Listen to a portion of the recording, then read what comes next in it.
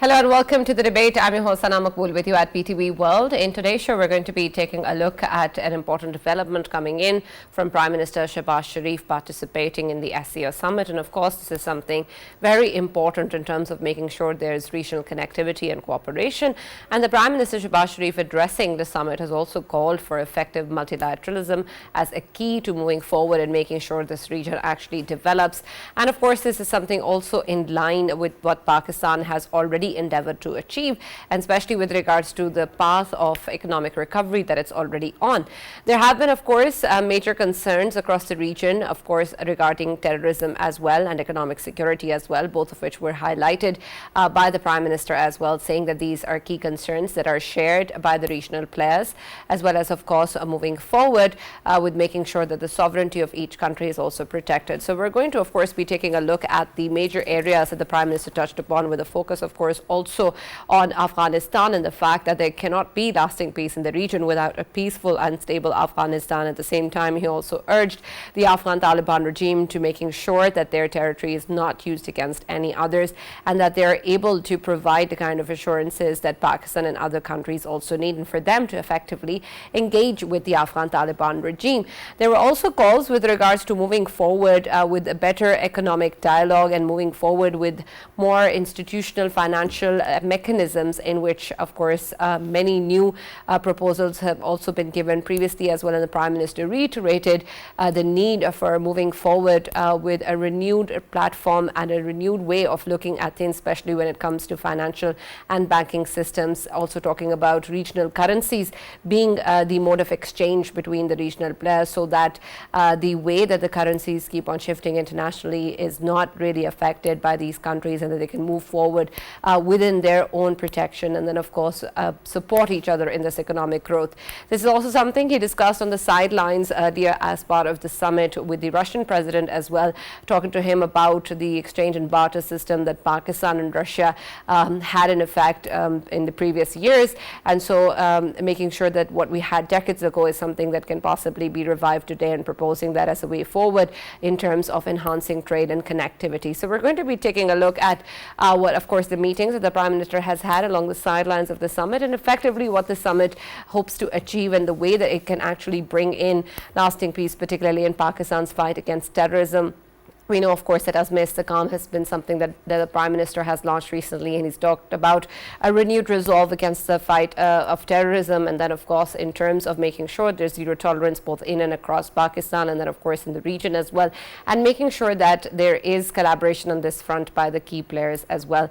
We know, of course, that even just today there has been a shootout operation in which a high known terrorist and, of course, many of his accomplices were also shot by intelligence-based operations and security forces in GB. And this is important in terms of the effect that the intelligence-based operations have had, and then the way that we want to enhance that as part of Azm-e-Istiqam, but at the same time also points towards the spike in terrorist activities, and of course something that needs to be curbed, especially in areas of KP, Gilgit-Baltistan and Balochistan, and how exactly will we be moving forward in terms of eliminating these aspects within Pakistan, and then, of course, the way that regional players can also collaborate on this front. So that's going to be our focus in the debate today. For this and more, as always, in the studios, I've been joined by senior analyst Farrukh K.Pitafi and Raja Faisal. We've also been joined online by Brigadier Retired Mr. Nawaz, who is a senior analyst. Thank you very much, Brigadier Sahab, for joining us and being a part of today's discussion. And I'll start with you with reference to what has been going on, of course, for quite some time in Pakistan. Our calls for regional connectivity and collaborations have been there before, and of course the SCO summit is again a very important platform to making sure that this actually happens, and the Prime Minister's speech actually echoed that too. But in terms of what you see in the dynamics of the region and the way that these key players collaborate with each other, particularly on issues of economic prosperity and security, especially with regards to terrorism, what aspects do you think that we need to keep in mind while we talk about multilateralism and regional connectivity? How difficult do you think that is going to be, or how easy will it be to achieve this, and what sort of key factors should we be keeping in mind? Another most important thing that really it was very important meeting SCO, it was held today, and Prime Minister I think covered in a very crisp and brief statement. He gave a lot of The main importance he was saying that it has to be mindful of good neighborhood, because the Indians were sitting there, they must have understood what Prime Minister was saying. Then along with this, he said about all laws or should be settled, disputes should be settled through UN Chartered, whatever that there, and peaceful means. That was made consultation on that. Then, of course, he talked about economy, because the most important thing is he said that Pakistan CPEC, if it is completed and Gwadar port is open to all SCO countries, even Indians can use it. That was more important, because that is why you have the connectivity and also economic development, because then the port is used through, you can say, Russia, then all Central Asia, and then it comes to Afghanistan, and then it goes to CPEC, Bluchistan, and then Gwadar. Now, that was the main crux of that situation. Then, of course, he's talked about security, Afghanistan, then, of course, Kashmir, and including Palestine issue, Gaza issue. So they were the focus. But let me tell you what I feel. This was the most important, because all the concerned countries were there. Iran was there, Turkey was there, India was there, and all Central Asian countries were there, and along with Russia was also there. So in that context, we can say that if we all understand what are security concerns, what are economic concerns, and how we are going to resolve it, it has to be emphasized. It has to be with good brotherhood and lot of understanding, neighborhood, and the main hurdle in that is Afghanistan. I'm sure Russia realizes, Central Asia realizes, Pakistan, China, Iran, they all be realizing that if Afghanistan is peaceful, if Afghanistan is stable, and they have a political inclusive interim government, then I think things can be resolved. Now, this is a main catch point, which if everybody has realized, means it's a successful story of SEO. That is main concern with India over there, who is the main culprit in that issue.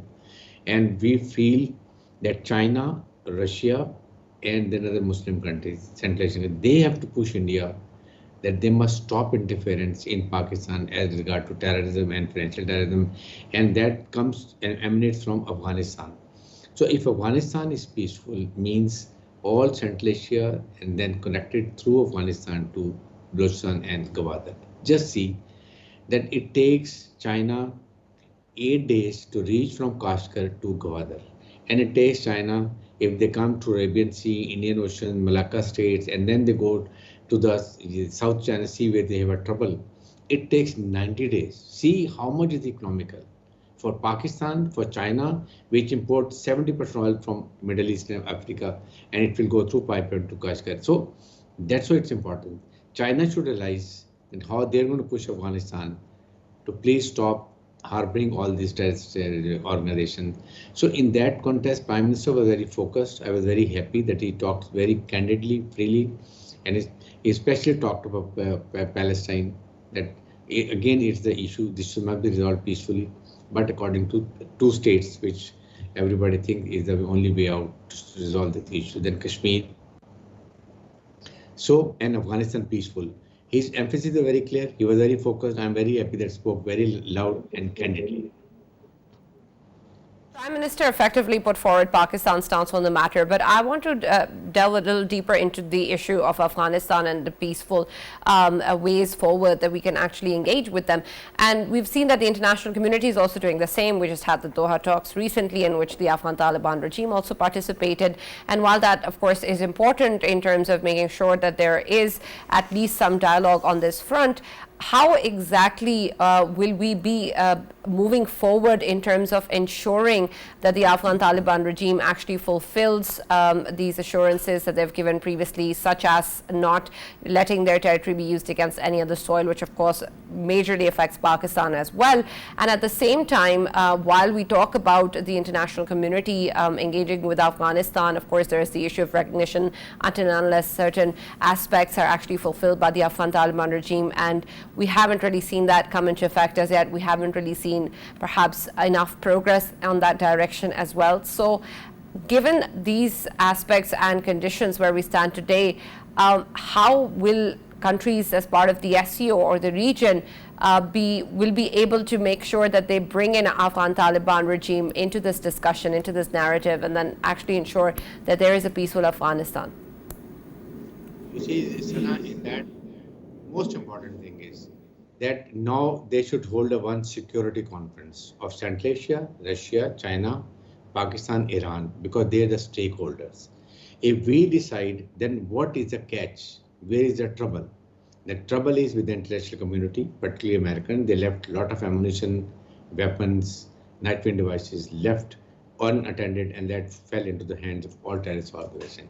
Number two, political inclusive government based on all ethnic balanced representation. That has to be done. I think Russia and China and Pakistan, Turkey, Iran, and if Central Asian we have meeting, I think then we can push around. If China stops giving the financial support, Taliban will come to knees and they will say, okay, what do you want us to do? And they have to understand now it's a country. They're not fighting now against any country in a terrorist activities. Now they are part of community of nations. So accordingly, they have to understand all the rules what they required. And then they must be told Central Asian, Russian, because how it affects the whole region. And for Pakistan, it's a lifeline. You see, it's the first flagship of BRI. And that's what China always say. And now it's a second phase going on. So unless Afghanistan is peaceful, this cannot be completed. It will keep delaying the thing. And that is what American, I'm very frankly I'm telling you, the American and India being used as a proxy. They don't want that CPEC should be completed. Pakistan should become economically viable and very strong, because please do remember, Pakistan is an Islamic country. Pakistan is a nuclear country. Pakistan has long, very fighting force, military force. We are very best of geostrategic location. So the only thing is, if we do economically prosper to CPEC, we will always take our decision in national interest. We will not have to be dictated by IMF, World Bank that, okay, please put taxes and so on, so, and we back to $1 billion. We have to put our in-house order along with this international community, particularly regional community. They have to jump in. And then we have to sit down, find out how we have to eliminate terrorism in Pakistan. This region, I would not say only Pakistan, Afghanistan, whole of region, because then a lot of the Islamic Turkish movement is also creating problem in China. So all these countries have to say to make a viable security plan and forcing Afghanistan to stop allowing terrorist organizations to use your land against your neighbor. In Iran, it can be Central Asia and China also. And Iran is a big stakeholder. We always mention Iran. Come back to and we'll talk about Iran as well. But Faisal, I want your take, especially when we talk about Afghanistan and how the world community is now interacting with the Afghan Taliban regime, or what needs to be done in terms of engaging for a peaceful and stable Afghanistan. Of course, there's much that the Afghan Taliban regime themselves also have to do. But we've seen that perhaps for some certain countries, including China and Russia, there is a move or a direction, at least in terms of moving forward with trade priorities or economic priorities, and making sure that we have that sort of connectivity as well. Could that be something that can be explored deeper, even if the kind of reassurances that perhaps the US or other countries demand to be seen before they effectively engage with Taliban? Can that also be something that can be achieved irrespective of that? Sana, that's a very good question, and economy plays a pivotal role when it comes to security of a country. And of course, we know that Afghanistan is a landlocked country, and it has been, of course, seeing decades and decades of turmoil in terms of internal security. And of course, a lot has to do with the people of Afghanistan themselves, and the kind of far-right approach they have been having throughout. And to me, I think the best solution is to create sort of economic opportunities for people of Afghanistan, so that they drag themselves away from the common practice which we have been seeing in Afghanistan for decades, and that is, of course, to stay away from terrorism itself, and don't make yourself part of a sort of a proxy, and that proxy is being used against the rest of the neighboring countries. Earlier, of course, Brigadier Harris rightly pointed out that rest of all the countries, the neighboring countries, they are affected by the kind of country it has turned into, Afghanistan has turned into. If we talk about China, of course, ETIM, East Turkestan Islamic Movement, it's there and it has presence in Afghanistan. And if we talk about Central Asian republics, lots of outfits. IMU. Yeah, IMU is one of them, and they are present in there. And if we talk about even the Chechen fighters, the Dagestan itself in part of Russia, they are there as well. Even Belarus that is neighboring Russia, and it's a European country, but still that is affected by the presence of the terrorists in Afghanistan. And of course, if we talk about Iran, Pakistan, all of the countries, they are affected by it. I think when we talk about joining hands to, of course, overcome this menace with the help of Taliban, I mean to say that the negotiations with the Afghan Taliban that need to take place, and I think Prime Minister in this context, he has been very right about it, that meaningful dialogue must be initiated with Afghanistan, and the pledge they made in Doha Accord, and they at that time they claimed that they will never allow their land to be used against any of the neighboring countries, including Pakistan, and Pakistan must require that from Afghan Taliban, that they pledged, and now is the time to, of course, fulfill that. But when it comes to reiterating that and asking Afghan Taliban regime to fulfill that for quite some time now. We have been, but somehow there are spoilers, and spoilers like India, they keep on pumping money into Afghanistan, and that money actually facilitates Afghan Taliban. That money actually facilitates Tehreek-e-Taliban Pakistan, ISIS Khorasan as well. All of these outfits, they get facilitated by that illicit money which is being pumped. But Afghan Taliban regime are also accomplice to it.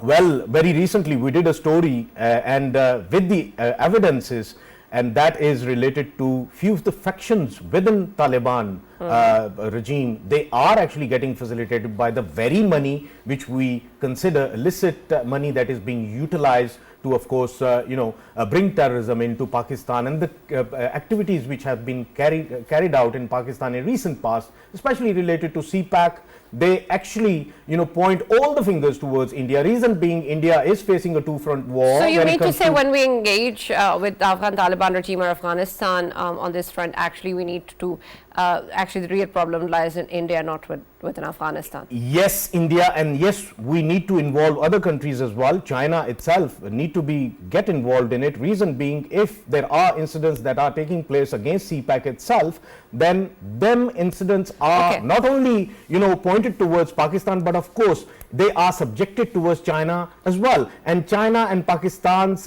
cooperation, CPAC, that is the target. Right. That needs to be, India is trying to sort out that. When it comes to, economic facilitation which can be provided, I have always been advocating that if China and Pakistan and Afghanistan can sit together and, the connectivity can be arranged, and Central Asian republics through Afghanistan can be connected to CPAC, that would be sort of beneficial for Afghanistan, and it can open new horizons when it comes to economic endeavors, and of course industries and different industries, they can flourish in Afghanistan, and that can actually create. But can we do that in the current state of affairs? Jobs for people. Can we do that in the current state of affairs? No, we can't. So actually we need to deal with something else before we talk about this. Unless Afghan Taliban sit with Pakistan and China and pledge that they are actually going against all of these three provinces. We keep on highlighting them provinces, and that is Nuristan, Kunnar, Nangarhar, these three provinces. I'll come back to this. This is important. But they have centuries of terrorism. But Farrukh, I want your perspective in terms of when we talk about what our approach and what the regional approach should be, because of course if the Prime Minister is talking about more regional connectivity, or even if we look at Pakistan's own stance on the matter of what we need in terms of our partnerships or collaborations, what exactly is going to be our approach, and where exactly are we looking at? If we're dealing with Afghanistan, are we really looking at India? Are we really looking at Iran? Or are we really looking at Afghanistan in itself? And how exactly are we expecting our key regional players also to support this fight against terrorism on that front, or is this something that we'll do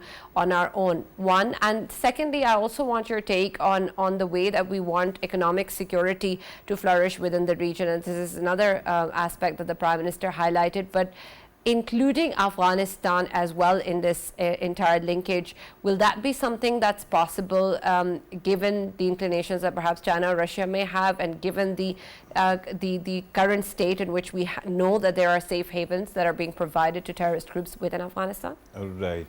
I must compliment you. I thought you threw me off, by the way, with your second segment. I thought that finally we are going to talk about potential of SCO, which is very important, by the way. The economic aspect is important, but then in the end you ended up with, again, national security. I'll come back to that. We have plenty of time for that. Yeah, I want to deal with terrorism first. I actually wanted to air a grievance as well. And that is not regarding this program, what we are discussing, but psychology of South Asia. Somehow SCO, I mean, just look at the potential.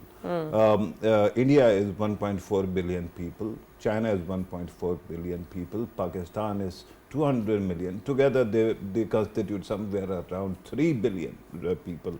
And this is a huge chunk of world population. So economics can be great, but because India and Pakistan are so mired in their psychology of politics, that everything ends with national security rather than economics. This was my brief introduction to this argument. But you are right. Afghanistan, and Prime Minister very correctly pointed out, Afghanistan is a nub or the gist of the problem. And somehow we have to find a way to work it to find a solution. And the biggest problem, Sana, whatever, tall tales my dear brother was actually telling us, actually reminded me of how Taliban were before 9/11.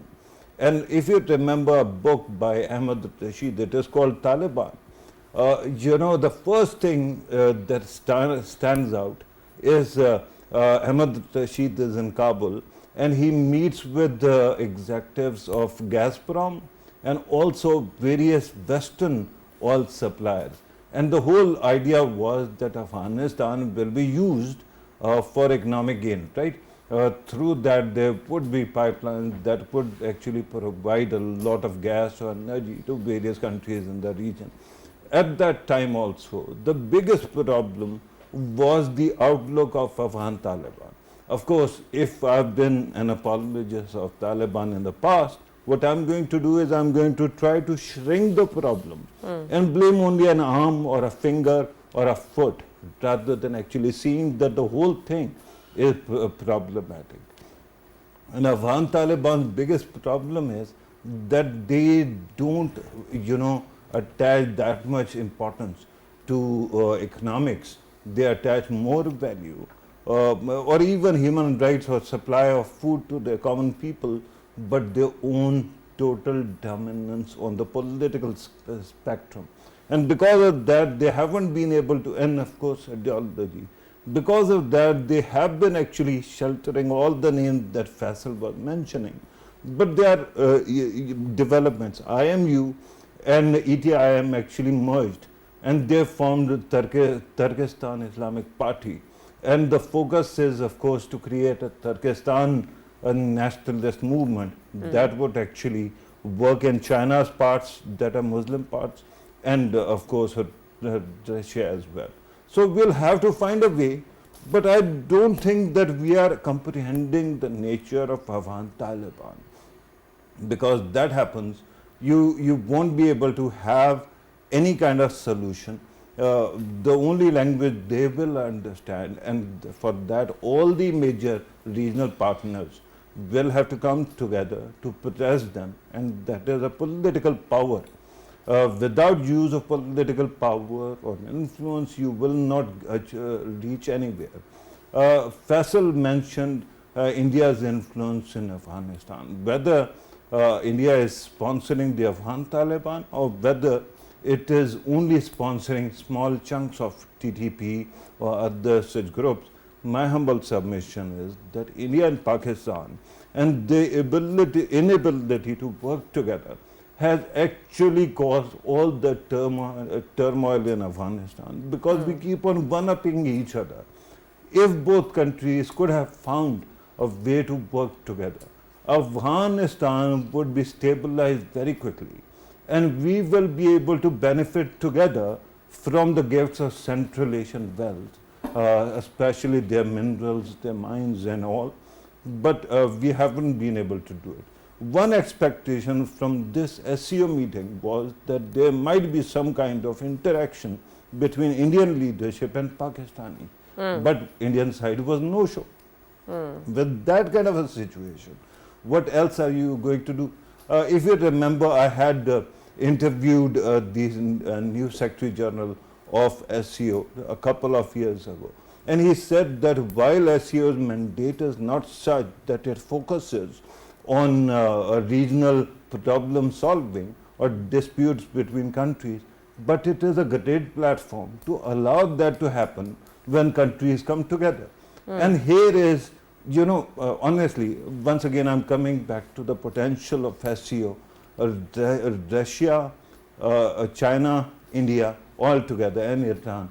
They're sitting in one pool, and just think what kind of capacity you have.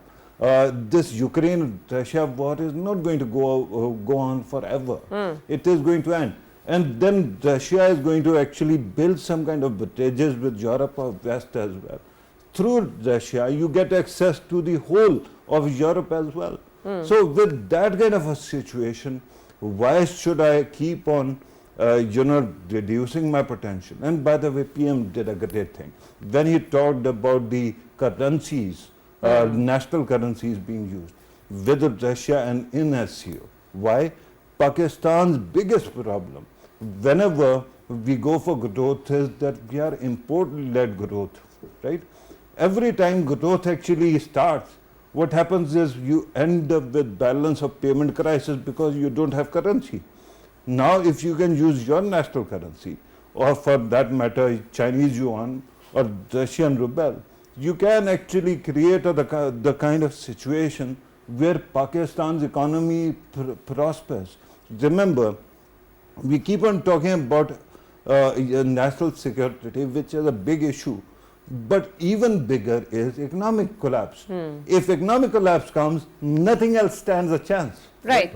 And I'm glad you talked about the currency issues, because I wanted to explore that further. I understand that while that's great in terms of what it can bring and the prospects it holds, but how easy do you think it would be to actually put that into place and to getting the SCO countries or the region to effectively trade in these currencies? Right. I think that it all started, all this deliberation started with the Ukraine war, right? Because at that time Russia was supplying or selling its oil to the world, but most of the countries, because Russia was under sanctions, it was not allowing its trade to take place in dollars. So what they did was, first they said use our currency, then they said there are certain other currencies that they can use, including China's yuan. And with that, you kind of created a kind of space where you could use other currencies. Indian rupee, by the way, was eventually accepted also. Now what we need to do, if we actually start trading either in Pakistani rupee or then the easier way, because China is with us and we can actually very easily trade with China, if we use their currency, it will relieve Pakistan of a lot of pressure. Because A, it is viable, B, because then you can, your purchasing capacity increases without decreasing your foreign currency reserves, right? With that kind of situation, it becomes a win-win for all. But of course, we have to focus on our economy. Our rupee has to be more stable, and it has to have the kind of integrity which is needed. Yes, and I just wanted to mention here that very recently I actually met with one of the Russian diplomats, and Russian diplomat actually talked about this, that they are looking for an alternate currency. And when it comes to Indian currency, they have been, of course, accepting that currency from India, but now they are facing troubles in it, and they are thinking about shutting it down, and they are excluding the Indian currency, Indian rupee, from the list which they have been accepting. So I think Indian trade, India might have to do it either in dollars or in rubles.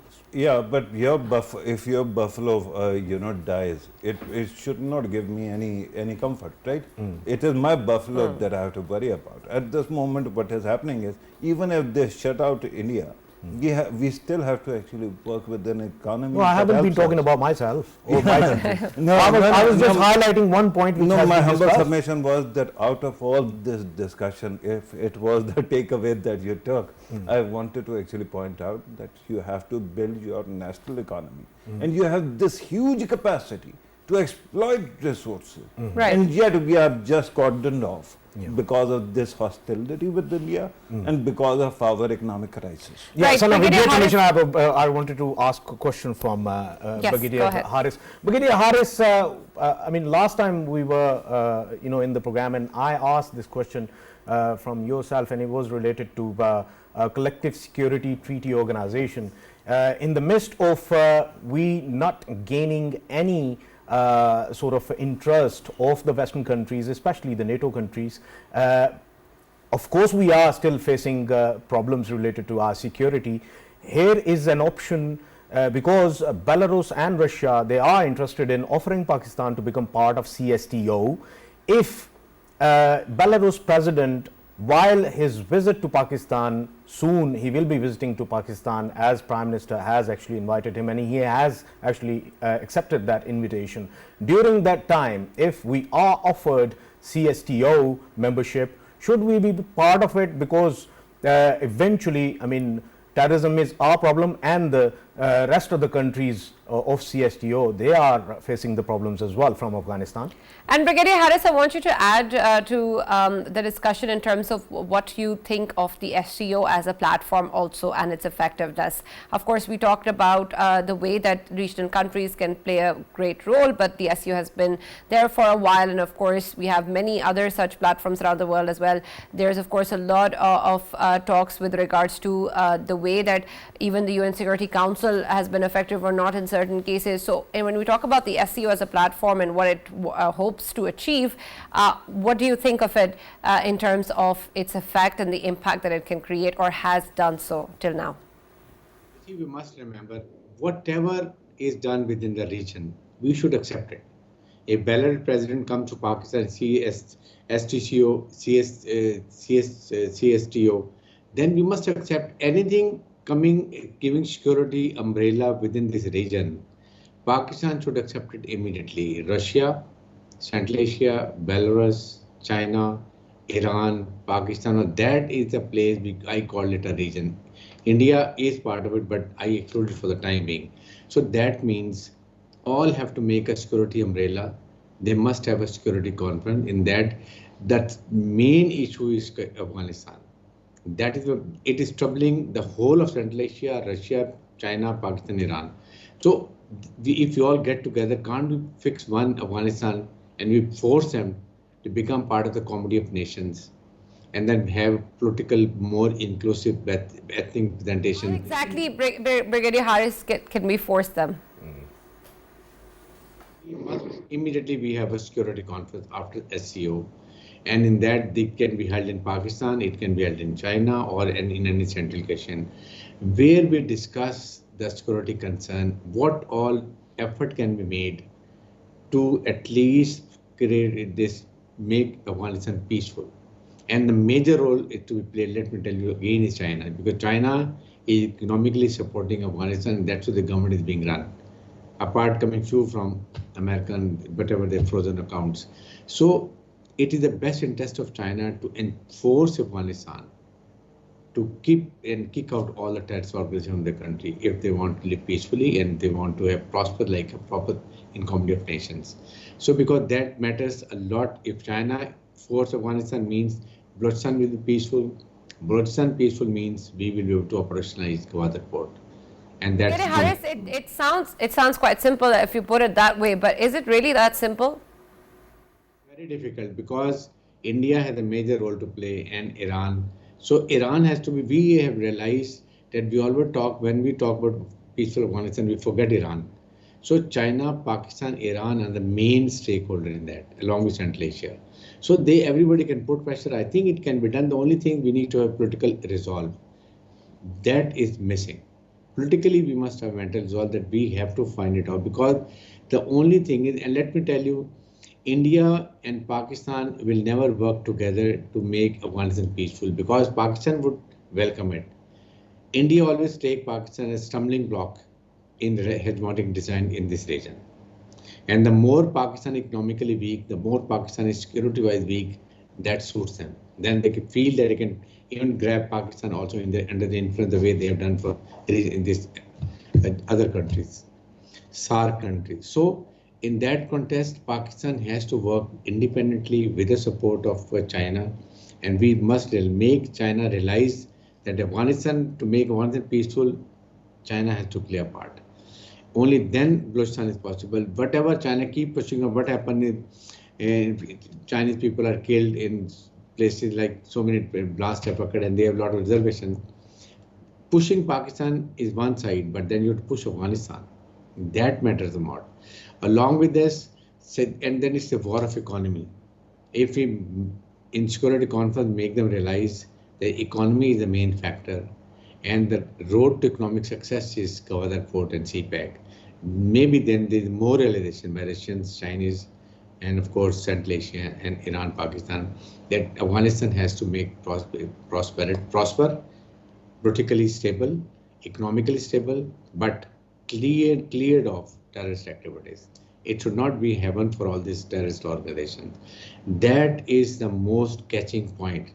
Pakistan fully understand, and India is the country which is going to counter it. They want Pakistan to be troublesome, economically not viable, and getting oxygen for IMF World Bank and get their conditions accepted the way what happened in the budget. So this is the thing about I always say, that now is the time Pakistan should take initiative and call for a regional security conference, in that living apart, and we should not call India.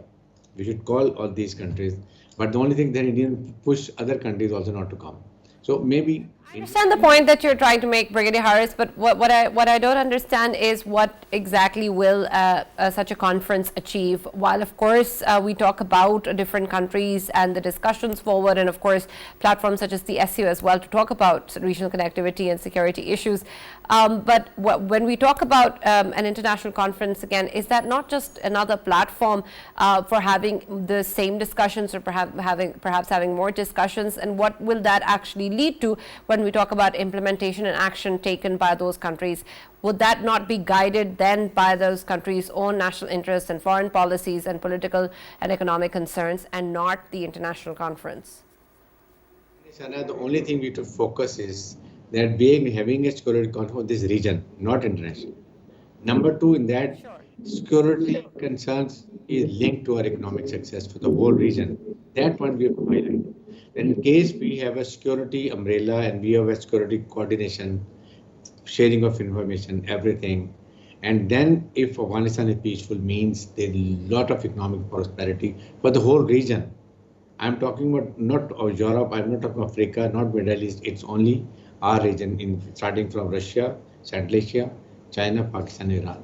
In that context, we then lay the importance of Gwadar Port, CPEC, how it is going to support, because Central Asia was facing a lot of difficulty, Afghanistan lagged a lot, and if everybody go through Gwadar Port, see the whole world of economy is open to them.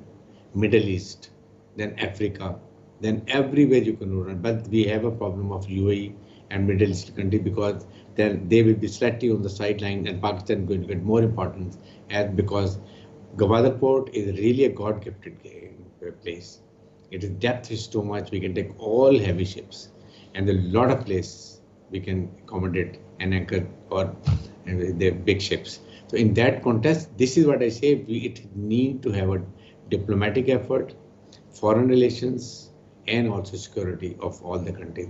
If we combine their effort and one focused goal, security for economy, that should be our goal.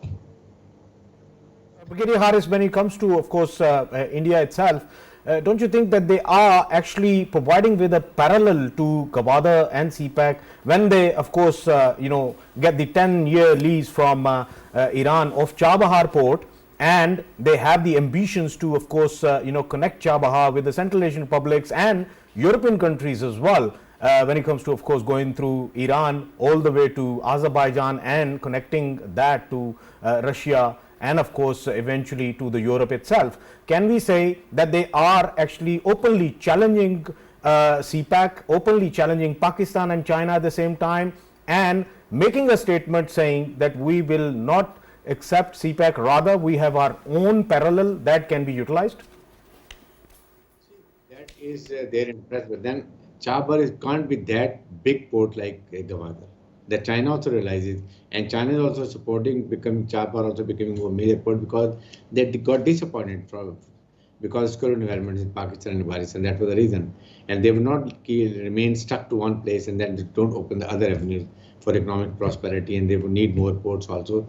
But the best port which suits Chinese is Gwadar port, because Kashgar, Silk Road, and then you straight away you go to Gwadar. 7-8 days.